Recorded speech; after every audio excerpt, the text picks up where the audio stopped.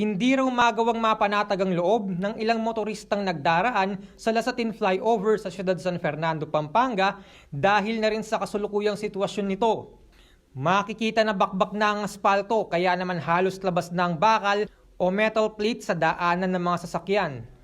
Bukod sa madalas maging sanhi ito ng pagkasira ng mga sasakyan, takaw aksidente rin daw ang flyover para sa mga bumabiyahe. Minsan talagang delikado siya lalo na pagka umulan, dumudulas yung mga gulong natin at yun ang minsan yung iba nagkakaroon ng diferensya tulad nga nung mga hindi nakakondisyon, nasisiraan doon, nakabulbul yung mga traffic.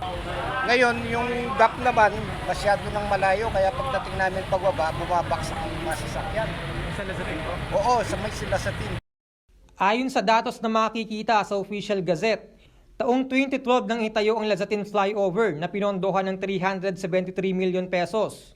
Ayon kay Louis Clemente, officer in charge ng City Public Order and Safety Coordinating Office, madalas daw magkaroon ng minor accidents dahil na rin sa kalagayan ng flyover.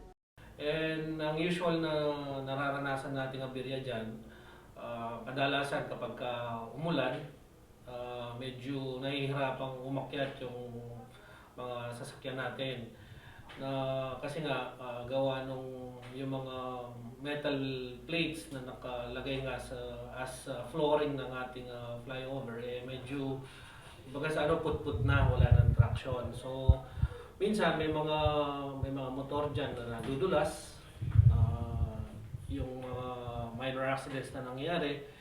May mga light vehicle din na yun nga hindi rin makasampa agad dahil nga walang traction. At kalimitang nangyayari, especially kapag kabasa talaga, bumabagal yung traffic doon. Tuwing umuulan daw ay nagpapadala sila ng tauhan para magmando sa daloy ng trapiko sa flyover.